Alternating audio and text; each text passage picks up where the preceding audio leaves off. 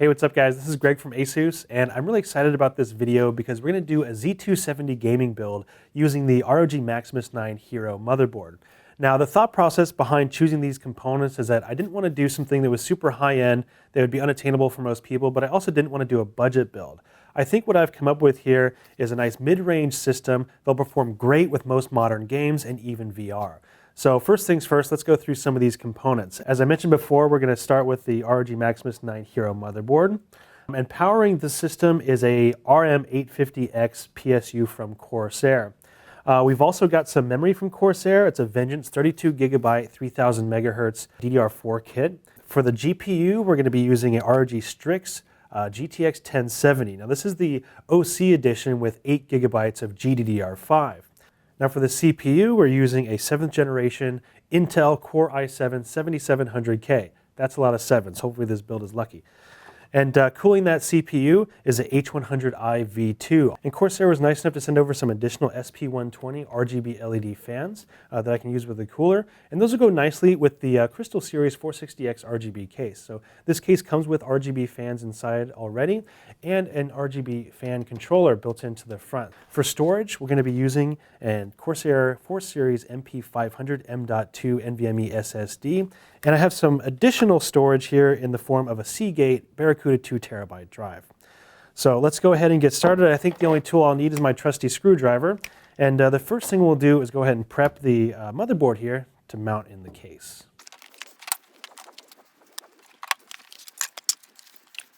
All right, so the first thing I like to do is install the CPU. So let's go ahead and do that. So this little black cover we'll remove in a second.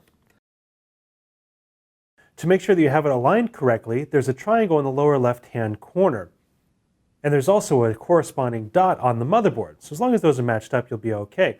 There's also notches on the upper left and right to make putting it in the wrong way nearly impossible.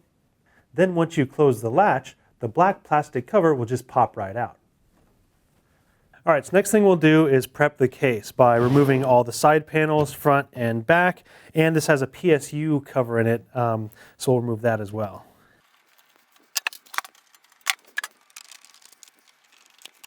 And these should just pop out. There we go. And then also while we're at it, let's go ahead and take out the little accessory box here. And this comes with all the screws you'll need to install pretty much everything in here. All right, next we're going to mount the motherboard right in the case, but before we do that, we need to put in the rear I/O shield. Don't forget that. The rear I/O shield can be a little tricky. You just kind of have to start at one corner and go around the edges. All right, now we can go ahead and drop the motherboard in. Corsair cases have a little nub here that helps you know when you're lined up. And we'll screw it down using the remaining 8 mounting points. All right, the next thing I like to do is get the CPU cooler installed.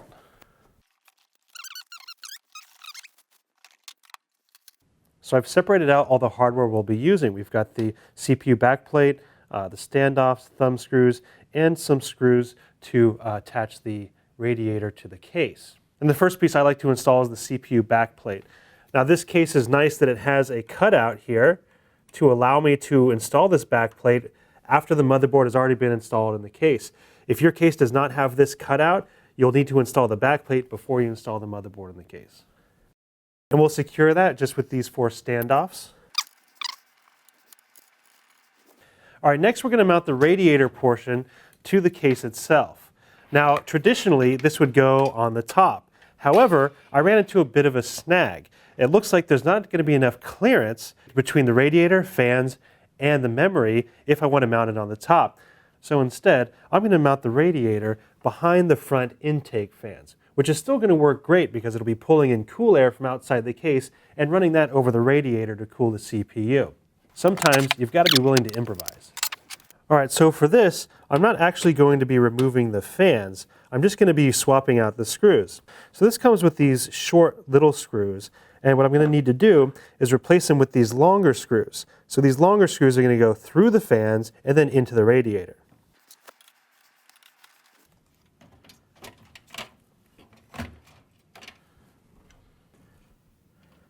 Now sometimes this can be a little tricky to line everything up, but I left a couple of the screws in holding the fans in place.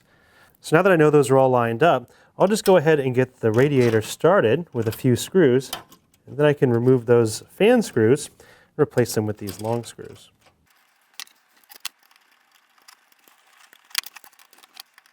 Next, I'll attach the pump and cooling block to the CPU.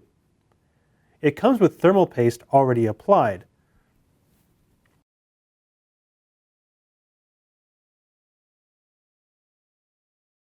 Once you get it centered on the standoffs, tighten it down with the included thumb screws.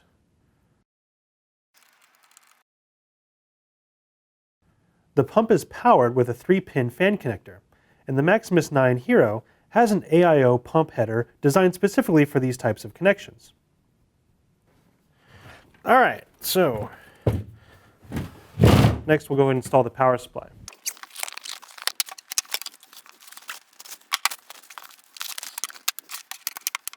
So Corsair cases are built with a vent in the bottom so you can mount with the fan facing down. So we're bringing in cool air from outside the case to cool the internal components.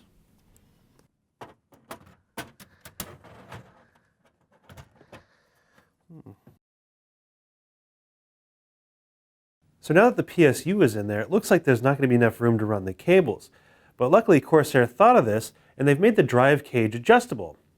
But we'll go ahead and remove the drive cage altogether for now to make it easier to run all the cables. Alright, so now we're going to go ahead and start wiring this thing up. First one we're going to do is the 24-pin cable, which goes right there, and then the 8-pin CPU power connection, which is going to go right up here.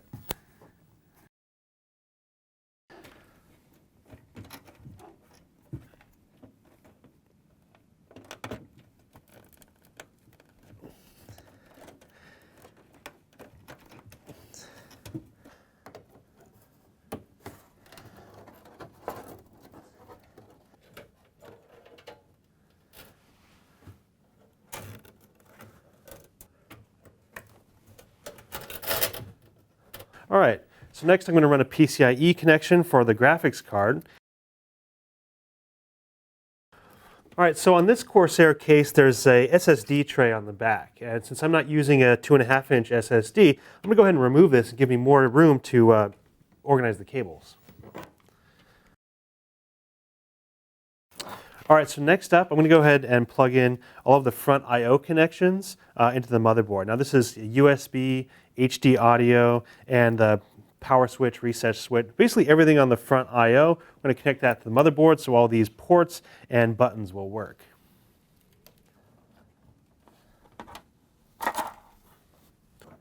At this point I'll start adding the PSU covers back on, as I'll need to run some cables through them. While I'm back here, I'll add a SATA power cable for the fan lighting controller and the 3.5-inch hard drive. We'll also add the hard drive tray back in.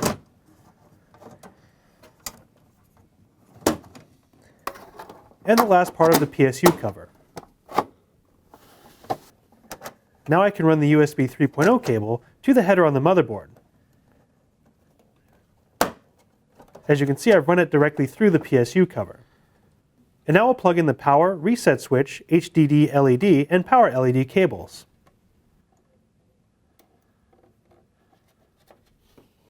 Next, let's plug in the front case fans to the motherboard. The two fans attached to the radiator will connect to the CPU fan port and the CPU optional fan port.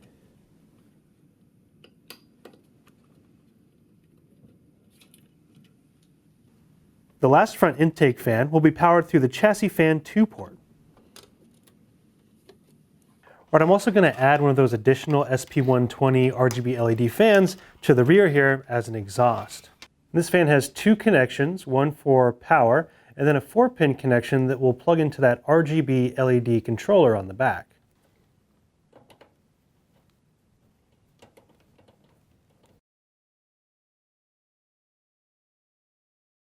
One trick I learned to help organize fan cables is to wrap them tightly around a screwdriver. This will coil the cable and make it easier to run out in the open. I'll run the other LED power cable around the back of the case and plug it into the integrated LED fan controller. We'll also plug the fan controller in to SATA power. Next I'll add the M.2 drive, and first we'll need to add a short standoff to help mount the SSD.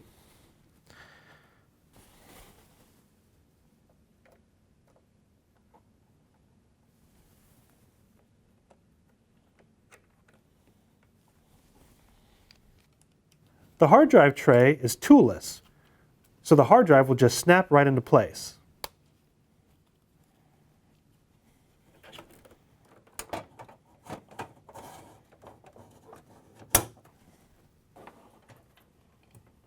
Next, we'll add the SATA power connection and SATA data cable. And we'll run it to the SATA port on the motherboard. Next, we'll install the memory. Check the notch in the memory and on the slot to make sure you're putting it in the right side up. Be sure to push firmly so they latch completely.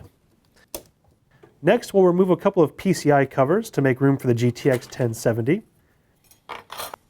Once you have it all lined up with the PCI slot, firmly push until the latch on the slot clicks into place.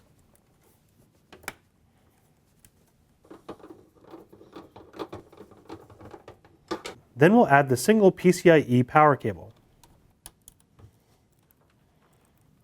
Next, we'll do some cable management to make the back nice and clean. Have to admit this is not my best cable management job, but it'll work for now. Alright, so we're just about done, but I'm going to add one more thing, and that's an RGB LED lighting strip. This strip is magnetic, so it will stick right to the inside of the case, and it will also plug directly into the motherboard. On the motherboard, there's two RGB LED headers, so you'll be able to control the lighting through the AuraSync software. And that's the same software that controls the lighting on the motherboard and the graphics card.